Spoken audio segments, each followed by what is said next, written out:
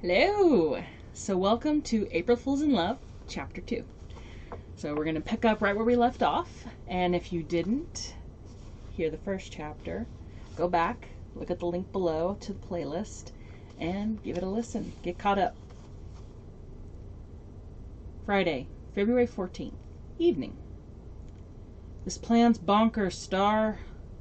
Esther rolled her eyes at the nickname only her best friend could use. Zeke paced back and forth in front of the old Dodge quad cab. The school parking lot brimmed with cars as students filled into the gymnasium. Esther wished they were already inside, but they had to go over the plan, yet again. Why is Zeke being hesitant about this? She shivered and rubbed her hands up and down her bare arms. The simple black dress offered little protection from the wind.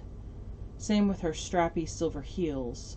But she spent her hard-earned paycheck on her dress and wasn't about to cover it up with a coat, a choice she now regretted. Zeke stopped pacing, took off his suit jacket, and wrapped it around her. Grateful, she held the jacket tight. Trust me, this is going to work. Those are the famous last words that you say before we do something stupid. You're still technically grounded since the Fiesta Bowl fiasco. Zeke crossed his arms over his chest and furrowed his brow. His blue button-down shirt highlighted his cerulean eyes and muscular arms. I wouldn't have gotten caught if it weren't for you. She pointed an accusing finger at his chest. Who told your uncle about the time delay on his TV when we were making bets on the game? I would have won $50 if you'd just kept your big mouth shut. Esther stomped her foot. Luckily, my parents are too busy with my sister to remember little things like punishments, or I would still be mad at you. She huffed a breath. But this plan won't fail. I thought of everything. Zeke dropped his hands to his side and stared at his feet. She placed her hand under his chin and gently lifted it. Look, Zeke. Her tone softened as they locked eyes. I've crushed on Damien for years. He still sees me as the freckled, gap-toothed geek from middle school. She pointed her now perfectly straight teeth. I'm average. Average. She paced from his Dodge to Damien's Cadillac and back again. Average height, average figure, average brown hair, average everything. It's hard to compete when you're just average. Her hands hung limp at her sides. You don't look average to me. Zeke tipped his head towards her, especially in that dress. Gazing down, Esther attempted to hide a blush. He always knows what to say, but he doesn't understand why this is so important. I need this town to see me as dating material, and the only way for that to happen is for us to date. She swept her hands between them. This is just as much for you, too. You used to be short and dorky. Now you've grown like a foot and got muscles. But no one seems to notice because they still think of you as the middle school poetry nerd. She inched closer, invading his personal space, and tilted her head back. So we are going to date. She poked him in the chest. Starting tonight. Another poke. You're going to talk me up. Poke. I'm going to talk you up. Poke. And you're going to like it. Poke. Got it?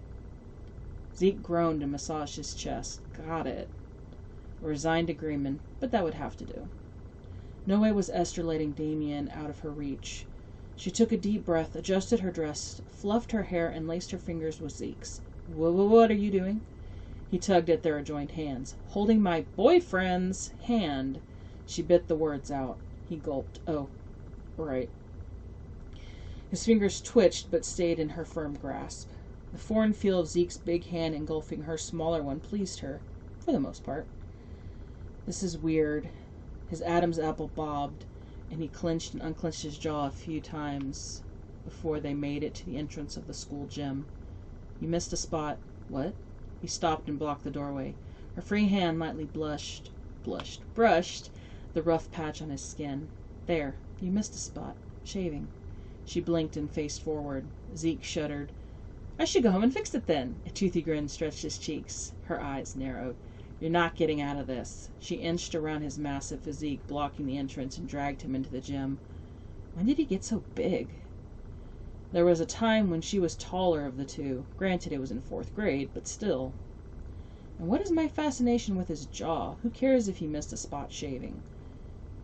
She must be more desperate for a date than she originally thought if she not only enlisted her best friend as her boyfriend, but started to actually be attracted to him. She blinked several times and shook her head. A curled tendril fell across her cheek. Soft fingers brushed her hair gently behind her ear. Is this a boyfriend thing to do? His anxious tone brought her back to her senses and her mission. Yeah, I think so. Her voice came out breathier than she would have liked. It must be my lack of dating experience. Should we dance? That can help shake out our nerves. She tilted her head towards the dance floor. Zeke stared at the swaying bodies for a long moment, then he nodded. Okay. His voice cracked, and he led her to the edge of the dance floor. He turned toward her, then swayed back and forth, keeping his hands to himself. She rolled her eyes, linked her arm through his, and walked them right into the middle of the mass of teens. Despite his panicked expression, she took his hands and placed them around her waist. She stretched on her toes until her lips were level with his collarbone and laced her arms around his neck, unable to reach higher.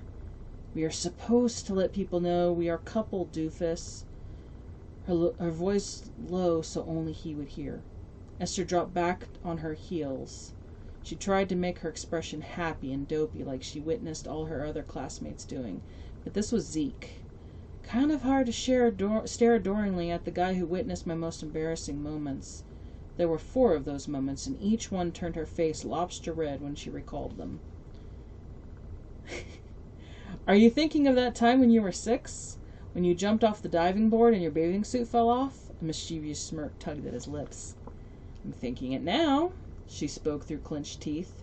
Don't get mad. I only mentioned it because you're blushing, and you only go lobster when you think of your embarrassing moments. Zeke bent his knees. Star, I'm sorry. I was just trying to lighten the mood. This is beyond weird. His voice tickled her ear. A quiver crept up her spine. You're right. On both accounts. I know this is a weird situation, but please, trust me. He shook his head. I'm the fool along for the ride. And that's chapter 2. So I know these videos are a little short, but I wanted to make them more bite-sized. And once they're all up, you'll be able to watch them in a full playlist. So hope you enjoy, and ring the bell, subscribe, comment, and be ready for next time when we start chapter 3. Bye!